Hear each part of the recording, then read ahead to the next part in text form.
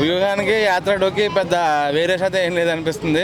Compare to కొన్ని చూసుకుంటే నాకు వ్యూహమే బాగుంది అనిపిస్తుంది teaser. So mostly Chandrababu Naidu గారు నెగిటివ్ రోల్ చూపిస్తున్నారు కదా రెండిట్లో కూడా. సో కంపేర్ టు క్యారెక్టరైజేషన్స్లో అయితే కనుక వ్యూహం బాగుందనిపిస్తుంది కంపేర్ టు యాత్ర. ఇప్పుడు సినిమా అన్నాక ఎవరో ఒకరు విలన్ ఉండాలి, ఆపోజిట్ పర్సన్. సినిమా లెక్క చూడాలి అంటారు కదా. అవును. మరి దానికి రాజకీయానికి సినిమాకు సంబంధం ఉందంటారా? అంటే మరి సినిమాగా చూడాలన్నప్పుడు మరి సినిమాలో కొంచెం పేర్లు గట్రా చేంజ్ చేయాలి కదా. పేర్లు గట్రా చేంజ్ చేయకుండా బయట ఒరిజినల్ నేమ్స్ లోపల వాడేసి సేమ్ కొంచెం గెటప్లో అయినా చేసేసి అలా చేయడం అనేది కూడా కరెక్ట్ కాదు కదా. ఇప్పుడు పెద్ద పెద్ద డైరెక్టర్లు ఉన్నారు. సో చంద్రబాబు నాయుడు సపోర్ట్గా మూవీస్ తీయాలంటే ఎంతసేపు 5 నిమిషాల పని. బట్ వాళ్ళు అట్లా తీయదలుచుకోలేదు కదా. సో ఇలాగే అంటున్నారు కానీ ఎవరు ఏం తీయకుంటున్నారు ఎందుకంటారు?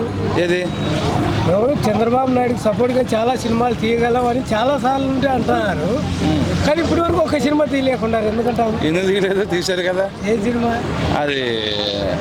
మన అదే క్రిష్ డైరెక్షన్లో వచ్చింది కదా, ఎన్టీఆర్ గారు కథానాయకుడు. ఎన్టీఆర్ బయోపిక్ అని కొంచెం రిలేటివ్గా దీనిలాగా ఉంది కదా. చంద్రబాబు నాయుడు గారు చూపించాడు కదా, రానాది కొంచెం పాజిటివ్గా చూపించాడు కదా.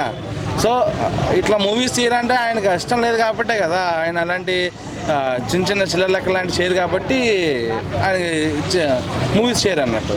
ఓన్లీ చంద్రబాబు నాయుడిని నెగిటివ్ చేయడానికి సినిమాలు తీస్తున్నారంటారా? అంటే అన్ని కోట్లు పెట్టి నేను నెగిటివ్ చేయాలంటే ఊరికి మైక్ ముందర చెప్పచ్చు, నీ ఒపీనియన్ నువ్వు చెప్పచ్చు, ఎవరి ఒపీనియన్ వాళ్ళు చెప్పచ్చు. ఇన్ని కోట్లు పెట్టి సినిమా తీయాల్సిన అవసరం ఏముందంటారు?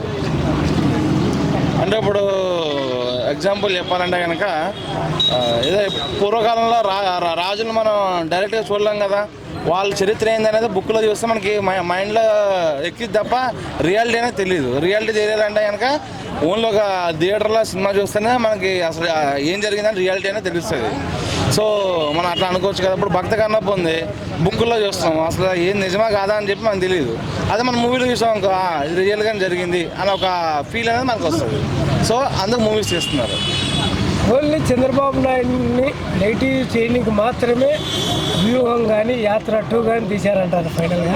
అంటే వ్యూహం అనేది చంద్రబాబు నాయుడు నెగిటివ్ చేయడానికి తీశారు. ఈ యాత్ర 2 అనేది ఇంక్లూడింగ్ కాంగ్రెస్ పార్టీని కూడా నెగిటివ్ చేయడానికి తీశారని చెప్పి నాకైతే టీజర్లో కానీ ట్రైలర్ కానీ పర్ఫెక్ట్గా కనబడుతుంది నాకు.